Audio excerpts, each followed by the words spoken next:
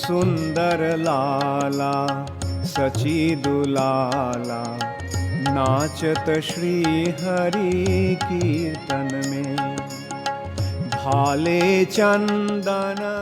చైతన్య చరితామృతం அந்தியலீலை அத்தியாயம் 10. மகாபிரபு பக்தர்களிடமிருந்து பிரசாதம் ஏற்றல்.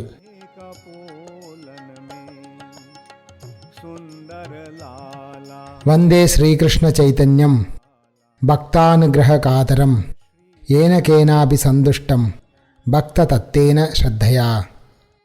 தமது பக்தர்களால் அன்புடனும் நம்பிக்கையுடனும் வழங்கப்படும் எதையும் ஏற்பதில் இன்புறக்கூடியவரும் தமது பக்தர்களின் மீது கருணையினை வழங்குவதற்கு எப்பொழுதும் தயாராக இருப்பவருமான பகவான் ஸ்ரீ சைதன்ய மகாபிரபுவிற்கு நான் எனது மரியாதைக்குரிய வணக்கங்களை அர்ப்பணிப்பதாகட்டும். எல்லா புகழும் ஸ்ரீ சைதன்ய மகாபிரபுவிற்கு உரித்தாகட்டும். எல்லா புகழும் ஸ்ரீ நித்யானந்த பிரபுவிற்கு உரித்தாகட்டும். எல்லா புகழும் அத்வைத சந்திரருக்கு உரித்தாகட்டும். எல்லா புகழும் ஸ்ரீ சைதன்ய மகாபிரபுவின் எல்லா பக்தர்களுக்கும் உரித்தாகட்டும். மறுவருடம் எல்லா பக்தர்களும் ஸ்ரீ சைதன்ய மகாபிரபுவை காண்பதற்காக ஜெகநாதபுரிக்கு செல்வதில் பேரானந்தம் அடைந்தனர். அத்வைதாச்சாரிய கோசாய் வங்காள பக்தர்களின் குழுவிற்கு தலைமை தாங்கி அழைத்து வந்தார். ஆச்சாரிய ரத்னர், ஆச்சாரிய நிதி, ஸ்ரீவாஸ் தாகூர் மற்றும் பல்வேறு புகழத்தக்க பக்தர்களும் அவரை பின்தொடர்ந்து வந்தனர். நித்யானந்த பிரபுவை வங்காளத்திலேயே இருக்கும்படி ஸ்ரீ சைதன்ய மகாபிரபு கட்டளையிட்டிருந்தார். ஆனால் பிரேமையின் காரணத்தினால் நித்யானந்த பிரபுவும் அவரை காண சென்றார். பரமபுருஷ பகவானின் சங்கத்தை பெறுவதற்காக விதிகளை பொருட்படுத்தாமல் அவருடைய கட்டளைகளை மீறுதல் என்பது உண்மையான அன்பின் அறிகுறியாகும். ராச நடனத்தின் போது கிருஷ்ணர் எல்லா கோபியர்களையும் இல்லத்திற்கு திரும்பும்படி கேட்டுக்கொண்டார். ஆனால் அவர்கள் அவரது கட்டளையினை புறக்கணித்து அவருடைய சங்கத்திற்காக அங்கேயே தங்கினர். ஒருவன் கிருஷ்ணரது கட்டளையை பின்பற்றினால் கிருஷ்ணர் நிச்சயமாக மகிழ்ச்சி அடைகிறார். ஆனால் ஒருவன் அவரது கட்டளையினை பிரேமையின் காரணத்தினால் மீறும் பொழுது அஃது அவருக்கு கோடி மடங்கு அதிகமான மகிழ்ச்சியினை வழங்குகின்றது. வாசுதேவதத்தர், முராரி குப்தர், கங்கதாசர், ஸ்ரீமான் சேனர், ஸ்ரீமான் பண்டிதர், அகிஞ்சன கிருஷ்ணதாசர், முராரி, கருட பண்டிதர், புத்திமந்தகான், சஞ்சய புருஷோத்தமா, பகவான் பண்டிதர், சுக்லாம்பர பிரம்மச்சாரி, நரசிம்மானந்த பிரம்மச்சாரி மற்றும் இதர பக்தர்களும் ஜெகநாதபுரிக்கு செல்வதற்காக இணைந்து கொண்டனர். அவர்கள் அனைவரின் பெயர்களை குறிப்பிடுதல் அசாத்தியமானதாகும். குலீனா கிராமம், ஸ்ரீகண்டா கிராமம் ஆகிய ஊர்களில் வசித்தவர்களும் இணைந்து கொண்டனர். சிவானந்த சேனர் தலைமை பொறுப்பினை ஏற்று அவர்கள் அனைவரையும் கவனித்துக் கொண்டார். ராகவ பண்டிதரின் சகோதரி தமயந்தி மிகவும் அற்புதமான உணவு பதார்த்தங்களை சமைத்து வழங்க ராகவர் அவற்றை பைகளில் எடுத்து கொண்டு வந்தார். தமயந்தி பல வகையான இணையற்ற உணவு பண்டங்களை பகவான் ஸ்ரீ சைதன்ய மகாபிரபு உண்பதற்கு பொருத்தமான விதத்தில் தயாரித்திருந்தாள். மகாபிரபு அதனை ஓர் ஆண்டிற்கு தொடர்ந்து உண்டார். ராகவ பண்டிதரின் பைகளில் இருந்த ஊறுகாய் மற்றும் பொடிகளின் பட்டியலில் சில: ஆம்ர காஷண்டி, ஆதா காஷண்டி, ஜால காஷண்டி, நேம்பு ஆதா, ஆம்ரகோலி, ஆம்சி, ஆமகண்டா, தைலாம்ரா, ஆமசத்தா. பெரும் கவனத்துடன் தமயந்தி கசப்பான காய்கறிகளை காய வைத்து பொடி செய்திருந்தாள். சுப்தா கசப்பான பதார்த்தம் என்பதால் அதனை புறக்கணிக்க வேண்டாம். ஸ்ரீ சைதன்ய மகாபிரபு சுப்தாவினை உண்பதால் பஞ்சாமிரதத்தை, அதாவது பால், சர்க்கரை, நெய், தேன், தயிர் ஆகியவற்றின் கலவையினை பருவதை காட்டிலும் அதிக இன்பத்தினை அடைந்தார். ஸ்ரீ சைதன்ய மகாபிரபு பரமபுருஷ பகவான் என்பதால் அவர் எல்லா செயல்களிலும் நோக்கத்தினை மட்டும் ஏற்கிறார். அவர் தம் மீதான தமயந்தியின் பாசத்தினை ஏற்றுக்கொண்டார். அதனால் அவர் சுக்தாவின் காய்ந்த கசப்பான இலைகளிலிருந்தும் காஷந்தியிலிருந்தும், அதாவது புளிப்பான மசாலா பதார்த்தம், இவற்றிலிருந்தும் பேரின்பத்தினை பெற்றார். ஸ்ரீ சைதன்ய மகாபிரபுவின் மீதான இயல்பான அன்பினால் தமயந்தி மகாபிரபுவை ஒரு சாதாரண மனிதராக கருதினாள். அதனால் மகாபிரபு அதிகமாக உண்டால் நோயுற்று விடுவார் என்றும் அவருக்கு சீத பேதி ஏற்படலாம் என்றும் அவள் நினைத்தாள். சுக்தாவை சாப்பிடுவது மகாபிரபுவின் நோயினை குணப்படுத்தும் என்று அவள் உண்மையான பாசத்துடன் எண்ணினாள். தமயந்தியின் இந்த பாசமான எண்ணங்களை கருத்தில் கொண்டு மகாபிரபு மிகவும் மகிழ்வுற்றார். பின்வரும் ஸ்லோகம் கிருதார்ஜுனியா என்னும் நூலிலிருந்து மேற்கோள் காட்டப்படுகிறது. ஸ்ரஜம் நா காச்சித் விஜஹௌ ஜலவிலாம் வசந்திஹி பிரேம்னி குணா ந வஸ்துனி. அன்பிற்குரிய நாயகன் மலர் மாலையை தொடுத்து அதனை தனது நாயகியின் தோள்களில் அவளது எதிர்த்தரப்பினரின் முன்னிலையில் அணிவித்தார். அவள் எழுப்பிய கொங்கைகளுடன் மிகவும் அழகாக இருந்தாள். மாலையில் மண் இருந்த போதிலும் அவள் அதனை புறக்கணிக்கவில்லை. ஏனெனில் அதன் மதிப்பு பௌதீக பொருளில் இல்லை, அன்பில் இருந்தது.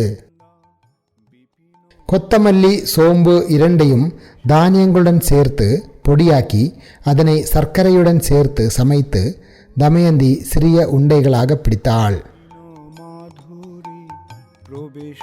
அதிகமான பித்தத்தினால் ஏற்படக்கூடிய சளியினை அகற்றுவதற்காக சுக்கினால் சில உருண்டைகளை செய்தாள்.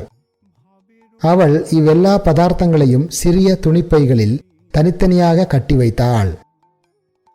அவள் நூற்றுக்கணக்கான ஊறுகாய் வகைகளை தயாரித்தாள். மேலும் கோழி சுண்டி, கோழி சூர்ணா, கோழி கண்டா மற்றும் இதர பதார்த்தங்களையும் அவள் தயாரித்தாள். எத்தனை பதார்த்தங்களின் பெயர்களை கூறுவேன். அவள் பல்வேறு வகையான உருண்டைகளை தயாரித்தாள். அவற்றில் சில தேங்காய் பொடியினால் செய்யப்பட்டிருந்தன, சில கங்கை நீரை போன்று வெண்மையாக காணப்பட்டன. இவ்விதமாக அவள் நீண்ட நாள் நிலைத்திருக்கக்கூடிய பல்வேறு வகையான இனிப்புகளை தயாரித்தாள். அவள் நீண்ட நாள் நீடித்திருக்கும் பாலாடை, பால் மற்றும் பாலாடையினால் செய்யப்பட்ட பலதரப்பட்ட இனிப்புகள், அமிர்த, கற்பூரா முதலிய பல்வேறு பதார்த்தங்களை தயாரித்தாள்.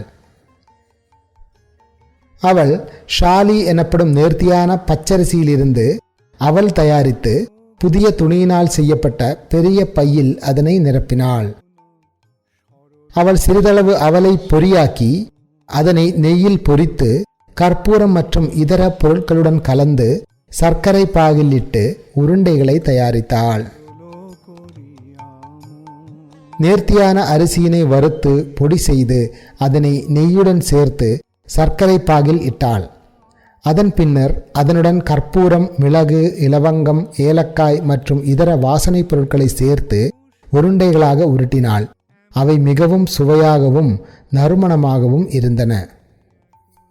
அவள் நேர்த்தியான நெற்பொறியினை எடுத்து அதனை நெய்யில் வறுத்து சர்க்கரை பாகில் இட்டு கற்பூரத்துடன் கலந்து உக்டா அல்லது முட்கி என்று அறியப்படும் பதார்த்தத்தினை தயாரித்தாள். வறுத்த பட்டாணியை பொடியாக்கி நெய்யில் வறுத்து சர்க்கரை பாகில் இட்டு அதனுடன் கற்பூரம் முதலிய வாசனை பொருட்களை சேர்த்து அது உருண்டைகளாக உருட்டப்பட்டது. அவ்வெல்லா அற்புதமான உணவுப் பொருட்களின் பெயர்களையும் என்னால் ஒரு பிறவியில் குறிப்பிட இயலாது. தமயந்தி ஆயிரக்கணக்கான பதார்த்தங்களை தயாரித்தாள். தமயந்தி அவ்வெல்லா பதார்த்தங்களையும் தனது சகோதரரான ராகவ பண்டிதரின் உத்தரவின் பேரில் தயாரித்தாள். அவர்கள் இருவரும் ஸ்ரீ சைதன்ய மகாபிரபுவின் மீது அளவற்ற பாசத்தினை கொண்டிருந்தனர். பக்தி தொண்டில் முன்னேறியவர்களாகவும் இருந்தனர். தமயந்தி கங்கை மண்ணை எடுத்து அதனை காய வைத்து பொடியாக்கி மென்மையான துணியில் வடிகட்டி அதனை வாசனை திரவியங்களுடன் கலந்து சிறிய உண்டைகளாக உருட்டினாள். ஊறுகாய் போன்ற பொருட்கள் மெல்லிய மண் ஜாடிகளில் வைக்கப்பட்டன. மற்றவை அனைத்தும் சிறிய துணிப்பைகளில் வைக்கப்பட்டன. சிறிய பைகள் முதல் 2 மடங்கு பெரிய பைகள் வரை தமயந்தி பைகளை தயாரித்தாள். அதன் பின்னர் பெரும் கவனத்துடன் சிறிய பைகளை கொண்டு பெரிய பைகளை நிரப்பினாள். அதன் பின்னர் அவள் ஒவ்வொரு பையையும் மிகுந்த கவனத்துடன் மூடி வைத்தாள். அந்த பைகள் 3 ஆட்களால் ஒருவர் பின் ஒருவராக எடுத்து வரப்பட்டன. இவ்வாறாக நான் ராகவேர ஜாலி என்று பிரபலமாக அறியப்படும் பைகளை பற்றி சுருக்கமாக உரைத்துள்ளேன். மகரத்வஜகரர் என்பவர் அவ்வெல்லா பைகளுக்கும் மேற்பார்வையாளராக செயல்பட்டார். அவர் அப்பைகளை தமது உயிரைப் போல மிகுந்த கவனத்துடன் பாதுகாத்தார். இவ்வாறாக வங்காள வைஷ்ணவர்கள் அனைவரும் ஜெகநாதபுரிக்கு சென்றனர்.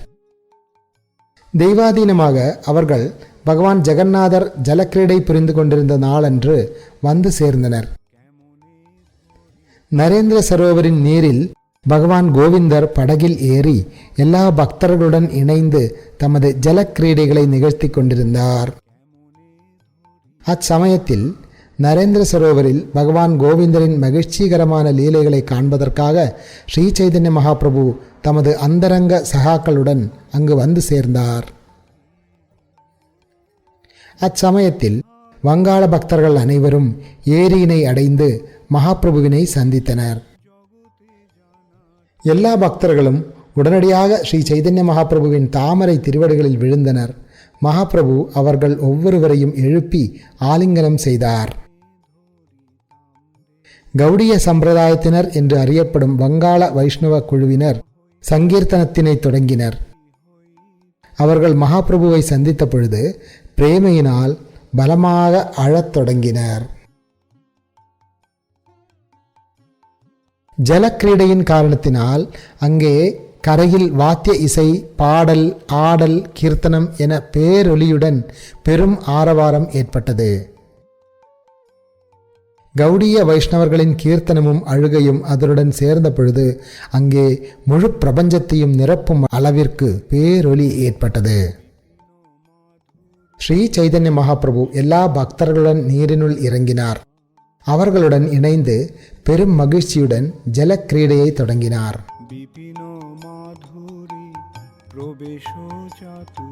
ஸ்ரீ சைதன்ய மகாபிரபு நீரில் நிகழ்த்திய இந்த லீலைகளை விருந்தாவனதாச தாகூரர் தமது சைதன்ய மங்கலத்தில், அதாவது தற்பொழுது சைதன்ய பாகவதம் என்று அறியப்படும் நூலில் விரிவாக வர்ணித்துள்ளார். மகாபிரபுவின் அச்செயல்களை மீண்டும் இங்கே எடுத்துரைப்பதில் எந்த பலனும் இல்லை. அது தேவையின்றி சொன்னதையே சொல்வதாக அமைந்து இந்த நூலின் அளவினை அதிகரித்துவிடும். நீரில் தமது லீலைகளை முடித்து கொண்ட பின்னர் பகவான் கோவிந்தர் தமது இருப்பிடத்திற்கு திரும்பினார். அப்பொழுது ஸ்ரீ சைதன்ய மகாபிரபு முக்கிய பக்தர்களை தம்முடன் அழைத்து கொண்டு கோயிலுக்கு சென்றார். ஸ்ரீ சைதன்ய மகாபிரபு ஜெகநாதரை தரிசித்துவிட்டு தமது இருப்பிடத்திற்கு திரும்பிய பொழுது அவர் பகவான் ஜெகநாதரின் பிரசாதத்தினை பெருமளவில் வரவழைத்தார். அதனை தமது பக்தர்கள் அனைவரும் நன்றாக உண்ணுமளவிற்கு விநியோகம் செய்தார். எல்லா பக்தர்களிடமும் சிறிது நேரம் பேசிய பின்னர் ஸ்ரீ சைதன்ய மகாபிரபு அவர்களை முந்தைய ஆண்டுகளில் அவர்கள் வசித்த அதே இருப்பிடங்களுக்கு அனுப்பி வைத்தார். ராகவ பண்டிதர் தாம் கொண்டு வந்த உணவுப் பைகளை கோவிந்தரிடம் ஒப்படைத்தார். கோவிந்தர் அதனை உணவருந்தும் அறையின் ஒரு மூலையில் வைத்தார். முந்தைய ஆண்டின் பைகளை கோவிந்தர் முழுமையாக காலி செய்து அவற்றை மீண்டும் இதர பொருட்களால் நிரப்புவதற்காக மற்றோர் அறையில் வைத்திருந்தார்.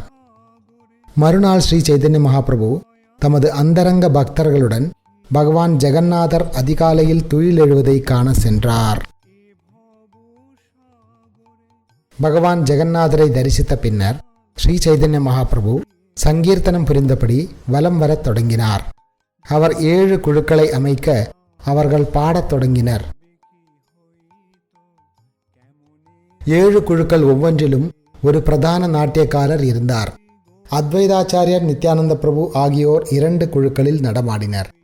வக்ரேஸ்வர பண்டிதர், அச்சுதானந்தர், பண்டித ஸ்ரீவாசர், சத்யராஜ கான், நரஹரிதாசர் ஆகியோர் இதர குழுக்களில் நாட்டியக்காரர்களாக இருந்தனர்.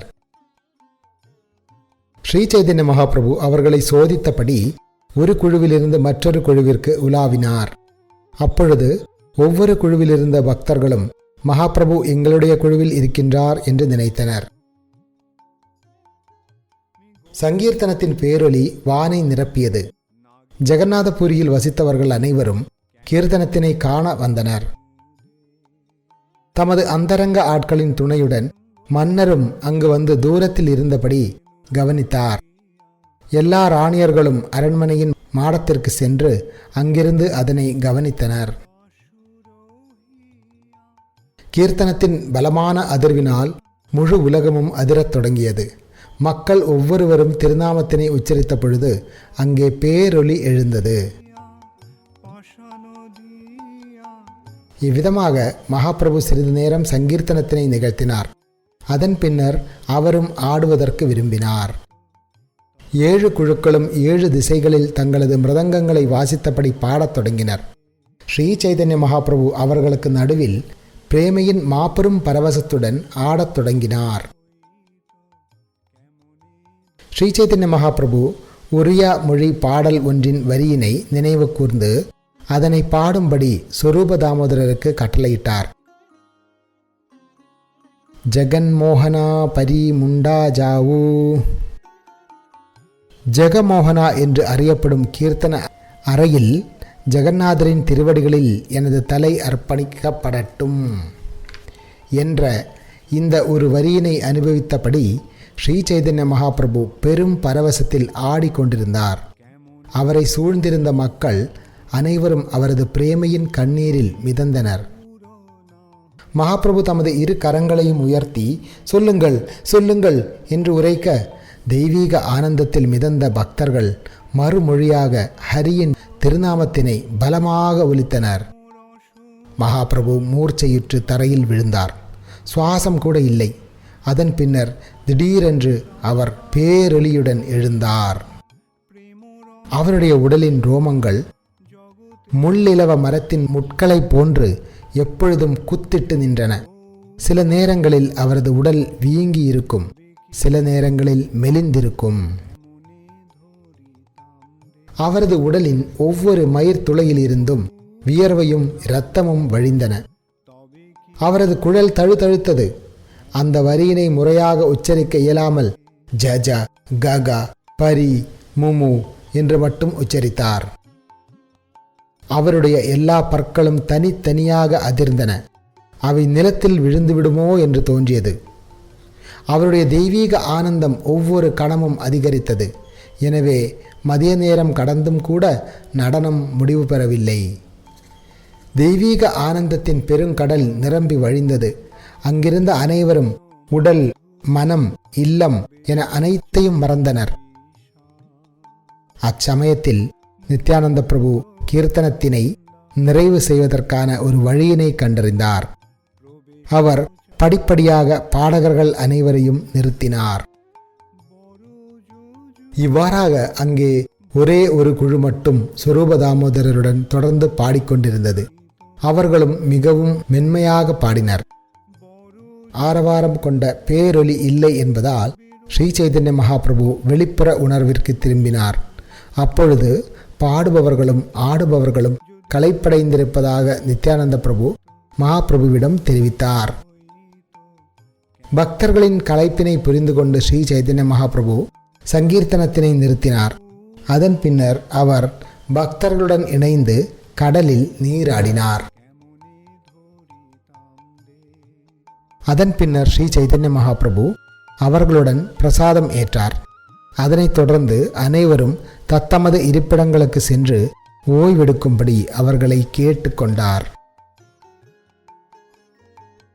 ஸ்ரீ சைதன்ய மகாபிரபு கம்பீராவின் கதவிற்கு அருகில் படுத்துக்கொண்டார். கோவிந்தர் அவருடைய கால்களை பிடித்து விடுவதற்காக அங்கு வந்தார். தினமும் மதிய உணவு அருந்திய பின்னர் ஸ்ரீ சைதன்ய மகாபிரபு ஓய்வெடுப்பதும் கோவிந்தர் அவருடைய கால்களை பிடித்து விடுவதும், அதன் பின்னர் கோவிந்தர் ஸ்ரீ சைதன்ய மகாபிரபுவின் உச்சிஷ்ட உணவினை ஏற்று மதிப்பதும் நீண்ட காலமாக இருந்து வந்த ஸ்திரமான பழக்கமாகும். இம்முறை மகாபிரபு வாசல் முழுவதையும் அடைத்தபடி படுத்திருந்தார். கோவிந்தரால் அறையினுள் பிரவேசிக்க முடியவில்லை. அதனால் அவர் பின்வரும் வேண்டுகோளை முன்வைத்தார். கோவிந்தர் கூறினார், அருள் கூர்ந்து ஒரு பக்கமாக திரும்புங்கள். நான் அறையினுள் நுழைவதற்கு வழிவிடுங்கள். இருப்பினும் மகாபிரபு பதிலளித்தார், உடலை அசைப்பதற்கு என்னிடம் வலிமை இல்லை. கோவிந்தர் மீண்டும் மீண்டும் வேண்டுகோள் விடுத்தார். ஆனால் மகாபிரபு பதிலளித்தார், என்னால் உடலை நகர்த்த இயலாது. கோவிந்தர் மீண்டும் மீண்டும் வேண்டினார், நான் உங்களுடைய கால்களை பிடித்து விட விரும்புகிறேன். ஆனால் மகாபிரபு கூறினார், செய்யுங்கள், செய்யாமல் இருங்கள், அது உங்களுடைய மனதை பொறுத்தது. அப்பொழுது கோவிந்தர் மகாபிரபுவின் திருமேனியின் மீது ஒரு துணியினை விரித்து மகாபிரபுவை தாண்டி சென்று அறையினுள் நுழைந்தார். கோவிந்தர் வழக்கம் போல மகாபிரபுவின் கால்கள், இடுப்பு மற்றும் முதுகினை மிகவும் மென்மையாக பிடித்து விட்டார். அதனால் மகாபிரபுவின் களைப்பு முற்றிலும் அகன்றது. கோவிந்தர் வழக்கம் போல மகாபிரபுவின் கால்கள், இடுப்பு மற்றும் முதுகினை மிகவும் மென்மையாக பிடித்து விட்டார். அதனால் மகாபிரபுவின் களைப்பு முற்றிலும் அகன்றது. கோவிந்தர் அவரது உடலை பிடித்துவிட மகாபிரபு சுமார் 45 நிமிடங்கள் நன்றாக உறங்கினார். அதன் பின்னர் அவரது உறக்கம் கலைந்தது. கோவிந்தர் தமக்கு அருகில் அமர்ந்திருப்பதை பார்த்து ஸ்ரீ சைதன்ய மகாபிரபு சற்று கோபத்துடன் வினவினார், நீங்கள் ஏன் இங்கே இவ்வளவு நேரமாக அமர்ந்து கொண்டுள்ளீர்? மகாபிரபு வினவினார், நான் உறங்கிய சமயத்தில் நீங்கள் ஏன் பிரசாதம் ஏற்பதற்கு செல்லவில்லை? கோவிந்தர் பதிலளித்தார், நீங்கள் வாசலை அடைத்து கொண்டு படுத்துள்ளீர், வெளியே செல்வதற்கு வழியில்லை. மகாபிரபு வினவினார், அப்பொழுது அறையினுள் நீங்கள் எவ்வாறு நுழைந்தீர்கள்? அதே போன்று ஏதாவது ஒரு வழியில் மதிய பிரசாதத்தினை ஏற்பதற்காக ஏன் செல்லவில்லை? கோவிந்தர் மனத்திற்குள் பதிலளித்தார், நான் அபராதங்கள் இழைத்து நரகத்திற்கு செல்ல நேரிட்டாலும் என்னுடைய கடமை சேவை செய்வதாகும். மகாபிரபுவின் சேவைக்காக கோடிக்கணக்கான அபராதங்களையும் நான் பொருட்படுத்த மாட்டேன். ஆனால் எனக்காக அபராதத்தின் சாயலை கூட இழைப்பதில் நான் பெரிதும் அச்சம் கொண்டுள்ளேன். இவ்வாறு நினைத்தபடி கோவிந்தர் மௌனமாக இருந்தார். மகாபிரபுவின் வினாவிற்கு விடையளிக்கவில்லை. மகாபிரபு உறங்கிவிடும் பொழுது மதிய உணவை ஏற்பது கோவிந்தரின் வழக்கமாக இருந்தது. இருப்பினும் அன்று மகாபிரபுவின் களைப்பினை கண்டு கோவிந்தர் அவரது திருமேனியினை தொடர்ந்து பிடித்துவிட்டு கொண்டிருந்தார். வெளியில் செல்வதற்கு எந்த வழியும் இல்லை. அவரால் எவ்வாறு செல்ல இயலும்? மகாபிரபுவின் திருமேனியை தாண்டி செல்வதை அவர் மாபெரும் அபராதமாக கருதினார். இவை பக்தி தொண்டின் சில நுணுக்கமான நடத்தைகளை பற்றிய கருத்துக்களாகும். ஸ்ரீ சைதன்ய மகாபிரபுவின் கருணையினை பெற்றவரால் மட்டுமே இந்த கொள்கைகளை புரிந்து கொள்ள முடியும். மகாபிரபு தமது பக்தர்களுடைய மிக உயர்ந்த குணங்களை வெளிக்கொணர்வதில் மிகவும் ஆர்வமுடையவர். அதனால் அவர் இந்த சம்பவத்தினை உருவாக்கினார். இவ்வாறாக ஜெகநாதர் கோவிலின் அறையில் நிகழ்ந்த ஸ்ரீ சைதன்ய மகாபிரபுவின் நடனத்தினை சுருக்கமாக எடுத்துரைத்துள்ளேன். ஸ்ரீ சைதன்ய மகாபிரபுவின் சேவகர்கள் அந்த நடனத்தினை பற்றி இன்றும் கூட பாடுகின்றனர். வழக்கம் போல ஸ்ரீ சைதன்ய மகாபிரபு தமது அந்தரங்க சகாக்கள் சூழ குண்டீஜா கோயிலை கழுவி தூய்மைப்படுத்தினார். அதன் பின்னர் மகாபிரபு முந்தைய ஆண்டுகளில் செய்ததைப் போலவே தோட்டத்தில் கீர்த்தனம், நடனம், வனபோஜனம் என ஆனந்தமாக இருந்தார். முன்பு போலவே அவர் ஜெகநாதருடைய ரதத்தின் முன்பாக ஆடினார். ஹெரா பஞ்சமி பண்டிகையையும் அனுசரித்தார். வங்காள பக்தர்கள் அனைவரும் மழை காலத்தின் 4 மாதங்கள் முழுவதும் ஜெகநாத்புரியில் தங்கினர். பகவான் கிருஷ்ணரின் பிறந்த நாளான ஜென்மாஷ்டமி முதலிய பல்வேறு திருவிழாக்களை அனுசரித்தனர். முன்பு வங்காள பக்தர்கள் அனைவரும் பூரிக்கு வந்த பொழுது அவர்கள் ஸ்ரீ சைதன்ய மகாபிரபுவிற்காக சில உணவுப் பொருட்களை வழங்க விரும்பினர். ஒவ்வொரு பக்தரும் சில குறிப்பிட்ட வகையான பிரசாதத்தினை கொண்டு வருவர். அவர்கள் அதனை கோவிந்தரிடம் வழங்கி வேண்டுவர். அன்பு கூர்ந்து மகாபிரபு இந்த பிரசாதத்தினை நிச்சயமாக உண்பதற்கு ஏற்பாடு செய்யுங்கள். சிலர் ஒரு வகையான தேங்காய் பதார்த்தம் ஃபைட்டா என்பதை கொண்டு வந்தனர். சிலர் உருண்டை கொண்டு வந்தனர். சிலர் கொழுக்கட்டை கொண்டு வந்தனர். சிலர் பருகுவதற்கு பானம் கொண்டு வந்தனர். பல்வேறு பிரசாதங்கள் இருந்தன. அவை அனைத்தும் மிகவும் விலை மதிப்புடையவை. கோவிந்தர் பிரசாதங்களை ஸ்ரீ சைதன்ய மகாபிரபுவிடம் காட்டி கூறுவர், இது இந்த பக்தர்களால் வழங்கப்பட்டது. இருப்பினும் மகாபிரபு அவற்றினை உண்ணாமல் பத்திரமாக வைத்திருங்கள் என்று மட்டும் கூறுவார். கோவிந்தர் உணவு பதார்த்தங்களை பத்திரப்படுத்தி சேகரித்துக் கொண்டே இருந்தார். அவை அறையின் ஒரு மூலையினை விரைவில் நிரப்பிவிட்டன. குறைந்தது 100 நபர்களுக்கு உணவளிப்பதற்கு தேவையான அளவு பிரசாதம் அங்கே இருந்தது. எல்லா பக்தர்களும் கோவிந்தரிடம் பேராவலுடன் வினவினர், நான் கொண்டு வந்த பிரசாதத்தினை ஸ்ரீ சைதன்ய மகாபிரபுவிடம் வழங்கினீர்களா? பக்தர்கள் கோவிந்தரிடம் விசாரித்த பொழுது அவர் சிலரிடம் பொய் கூற வேண்டியிருந்தது.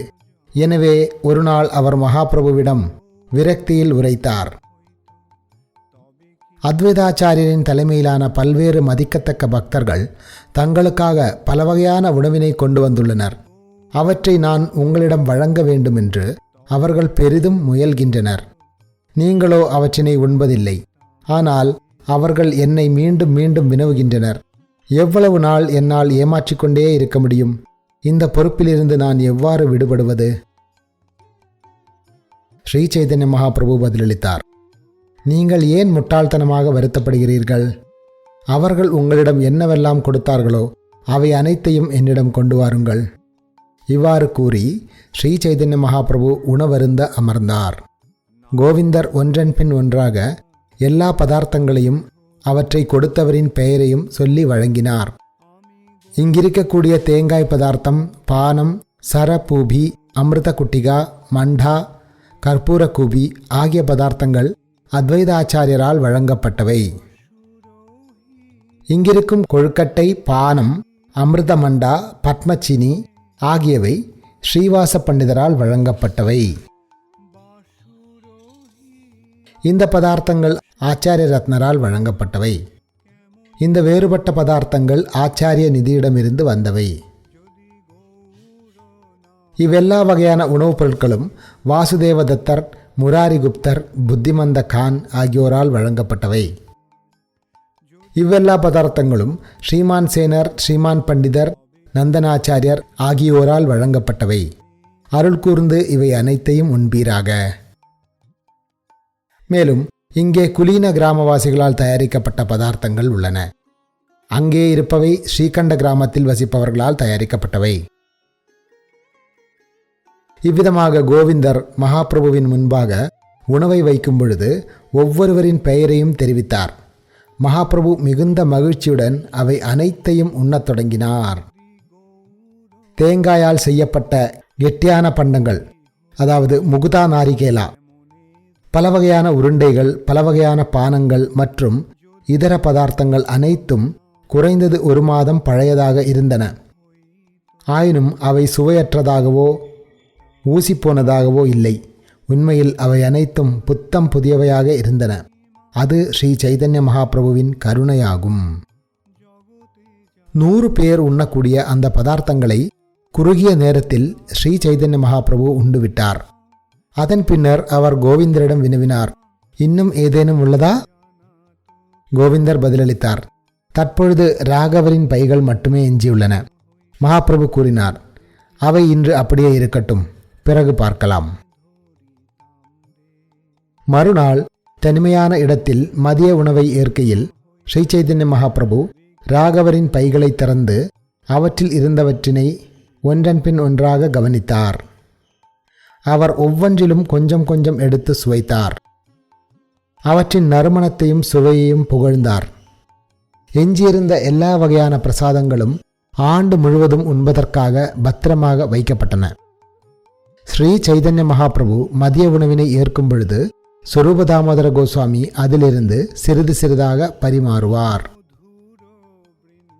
சில நேரங்களில் ஸ்ரீ சைதன்ய மகாபிரபு அவற்றில் சிலவற்றினை இரவிலும் எடுத்துக்கொள்வார். தமது பக்தர்களால் நம்பிக்கையுடனும் அன்புடனும் தயாரிக்கப்பட்ட பதார்த்தங்களை மகாபிரபு நிச்சயமாக அனுபவிக்கின்றார். இவ்வாறாக ஸ்ரீ சைதன்ய மகாபிரபு சாதுர்மாசியம் முழுவதையும், அதாவது மழைக்காலத்தின் 4 மாதங்களையும் தமது பக்தர்களுடன் கிருஷ்ண விஷயங்களை விவாதித்து மகிழ்வதில் கழித்தார். அவ்வப்போது அத்வைதாச்சாரியரும் மற்றவர்களும் ஸ்ரீ சைதன்ய மகாபிரபுவை தங்களது இல்லத்தில் சாதம் மற்றும் பல வகையான காய்கறிகளை உண்பதற்காக அழைப்பு விடுப்பர். அவர்கள் மிளகுடன் கூடிய உரைப்பான பதார்த்தங்கள், இனிப்பும் புளிப்பும் கலந்த பதார்த்தங்கள், இஞ்சி உப்பு பதார்த்தங்கள், எலுமிச்சம்பழம், பால், தயிர், கல்கண்டு, 2-4 வகையான கீரைகள், பாகற்காய் சூப்பு, வேப்ப இலையுடன் கலந்த கத்திரிக்காய், வறுக்கப்பட்ட பருவல் முதலியவற்றினை அர்ப்பணித்தனர். பூலஃபட்டி பாசிப்பருப்பின் நீர்த்த பதார்த்தம், பல்வேறு காய்கறிகள் முதலியவற்றையும் அவர்கள் அர்ப்பணித்தனர். அவை அனைத்தும் மகாபிரபுவின் சுவைக்கேற்ப சமைக்கப்பட்டிருந்தன. அவர்கள் இந்த பதார்த்தங்களை பகவான் ஜெகநாதரிடமிருந்து வரும் பிரசாதத்துடன் கலப்பர். ஸ்ரீ சைதன்ய மகாபிரபு அழைப்புகளை ஏற்கும் பொழுது சில நேரங்களில் தனியாகவும் சில நேரங்களில் தமது சகாக்களுடனும் சென்றார். ஆச்சாரிய ரத்னர், ஆச்சாரிய நிதி, நந்தனாச்சாரியர், ராகவ பண்டிதர், ஸ்ரீவாசர் முதலிய பக்தர்கள் பிராமண ஜாதியை சார்ந்தவர்கள். அவர்கள் மகாபிரபுவிற்கு அழைப்பு விடுப்பர். வாசுதேவதத்தர், கதாதாரதாசர், முராரி குப்தர், குலீனவாசிகள், ஸ்ரீகண்டத்தில் வசித்தவர்கள் உட்பட பிராமண ஜாதியை சாராத இதர பக்தர்கள் பகவான் ஜெகநாதருக்கு அர்ப்பணிக்கப்பட்ட பிரசாதத்தினை வாங்கி வந்து ஸ்ரீ சைதன்ய மகாபிரபுவிற்கு அழைப்பு விடுப்பர். தற்பொழுது சைதன்யதாசர் என பெயரிடப்பட்டிருந்த சிவானந்த சேனரின் மூத்த மகன் மகாபிரபுவிற்கு அழைப்பு விடுத்ததை பற்றி கேட்பீராக. சிவானந்தர் தமது மகன் சைதன்யதாசரை அழைத்து வந்து மகாபிரபுவிற்கு அறிமுகப்படுத்தினார். அப்போது ஸ்ரீ சைதன்ய மகாபிரபு அவரது பெயரினை வினவினார். அவருடைய பெயர் சைதன்யதாசர் என்பதை கேட்டபொழுது மகாபிரபு கூறினார், நீங்கள் இவருக்கு என்ன மாதிரியான பெயரை வழங்கியுள்ளீர்? இதை புரிந்து கொள்வது மிகவும் கடினமானது. சிவானந்த சேனர் பதிலளித்தார், எனக்கு உள்ளூர என்ன பெயர் தோன்றியதோ அதனை சூட்டினேன். அதன் பின்னர் அவர் ஸ்ரீ சைதன்ய மகாபிரபுவை மதிய உணவிற்காக அழைத்தார். சிவானந்த சேனர் பகவான் ஜெகநாதரின் விலை உயர்ந்த பிரசாதத்தினை கொண்டு வந்து ஸ்ரீ சைதன்ய மகாபிரபுவிற்கு அர்ப்பணித்தார். மகாபிரபு தமது சங்கத்தினர்களுடன் பிரசாதம் ஏற்பதற்காக அமர்ந்தார். சிவானந்த சேனருக்கு மதிப்பளிக்கும் விதத்தில் ஸ்ரீ சைதன்ய மகாபிரபு அவரது வேண்டுகோளின்படி எல்லா வகையான பிரசாதத்தையும் உண்டார். இருப்பினும் தேவைக்கு அதிகமாக உண்டதால் மகாபிரபுவின் மனம் திருப்தி அடையவில்லை. மறுநாள் சிவானந்த சேனரின் மகனான சைதன்யதாசர் மகாபிரபுவிற்கு அழைப்பு விடுத்தார். அவர் மகாபிரபுவின் மனதினை புரிந்து கொண்டதால் வேறு வகையான பிரசாதத்திற்கு ஏற்பாடு செய்தார்.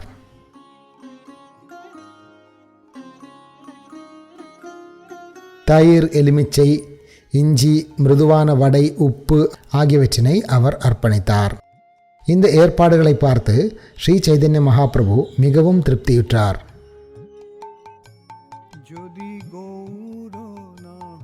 ஸ்ரீ சைதன்ய மகாபிரபு கூறினார், இந்த சிறுவன் எனது மனதை புரிந்து கொண்டுள்ளார்.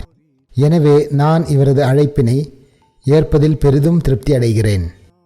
இவ்வாறு கூறி மகாபிரபு தயிர் சாதத்தினை ஏற்றார்.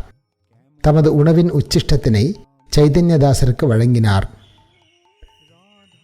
சாதுர்மாசத்தின் 4 மாதங்கள் இவ்விதமாக கழிந்தன. மகாபிரபு தமது பக்தர்களின் அழைப்புகளை ஏற்று வந்தார். இடையறாத அழைப்புகளின் காரணத்தினால் வைஷ்ணவர்கள் சிலரால் மகாபிரபுவை அழைப்பதற்கு பிரத்யேகமாக ஒரு நாளை பெற முடியவில்லை. ஒவ்வொரு மாதமும் கதாதார பண்டிதருக்கும் சார்வபௌம பட்டாச்சாரியருக்கும் நாள்கள் ஒதுக்கப்பட்டிருந்தன. அந்த நாட்களில் ஸ்ரீ சைதன்ய மகாபிரபு அவர்களுடைய அழைப்புகளை ஏற்றுக்கொள்வார். கோபிநாதாச்சாரியர், ஜெகதானந்தர், காஷீஸ்வரர், பகவான் ராமபத்ராச்சாரியர், சங்கரர், வக்ரேஸ்வரர் ஆகியோர் பிராமணர்கள். அவர்கள் ஸ்ரீ சைதன்ய மகாபிரபுவிற்கு அழைப்பு விடுத்து தங்களது இல்லத்தில் சமைக்கப்பட்ட உணவினை அர்ப்பணித்தனர். மற்ற பக்தர்கள் 2 பண சோழியை கொடுத்து ஜெகநாதரின் பிரசாதத்தினை வாங்கி வந்து மகாபிரபுவினை அழைப்பர். முதலில் ஓர் அழைப்பிற்கான ஜெகநாத பிரசாதத்தின் விலை 4 பணச்சோழியாக இருந்தது. ஆனால் ராமச்சந்திரபுரி அங்கிருந்த பொழுது அதன் விலை பாதியாக குறைக்கப்பட்டது. வங்காள பக்தர்கள் ஸ்ரீ சைதன்ய மகாபிரபுவுடன் 4 மாதங்கள் தொடர்ந்து தங்கியிருந்தனர். அதன் பின்னர் மகாபிரபு அவர்களுக்கு விடை கொடுத்தார். வங்காள பக்தர்கள் புறப்பட்ட பின்னரும் ஜெகநாதபுரியில் தங்கியிருந்த பக்தர்கள் மகாபிரபுவுடன் தொடர்ந்து வசித்து வந்தனர். இவ்வாறாக ஸ்ரீ சைதன்ய மகாபிரபு எவ்வாறு அழைப்புகளை ஏற்றார் என்பதையும் தமது பக்தர்களால் அர்ப்பணிக்கப்பட்ட பிரசாதத்தினை எவ்வாறு சுவைத்தார் என்பதையும் நான் விவரித்துள்ளேன். இந்த உரைக்கு நடுவில் ராகவ பண்டிதருடைய உணவு பைகளை பற்றிய விளக்கங்களும் ஜெகநாதரின் கோயிலில் நடைபெற்ற நடனமும் வர்ணிக்கப்பட்டன. ஸ்ரீ சைதன்ய மகாபிரபுவின் லீலைகளை நம்பிக்கையுடனும் அன்புடனும் கேட்பவர் ஸ்ரீ சைதன்ய மகாபிரபுவின் தாமரை திருவடிகளில் பிரேமையினை தவறாது அடைவர். ஸ்ரீ சைதன்ய மகாபிரபுவின் செயல்களை பற்றிய கதைகள் கேட்பதற்கு அமிர்தம் போன்றவை, செவியையும் மனதையும் நிறைவு செய்பவை. இச்செயல்களின் அமிர்தத்தினை சுவைப்பவன் நிச்சயமாக மிகவும் பாக்கியசாலி ஆவான். ஸ்ரீ ரூபா மற்றும் ஸ்ரீ ரகுநாதரின் தாமரை திருவடிகளில் வேண்டி அவர்களின் கருணையை எப்பொழுதும் விரும்பி கிருஷ்ணதாசனாகிய நான் அவர்களது அடிச்சுவடுகளை பின்பற்றி ஸ்ரீ சைதன்ய சரிதாமிர்தத்தினை விளக்குகின்றேன். গাও গাও পুন গৌরাঙ্গের গুণ সরল করি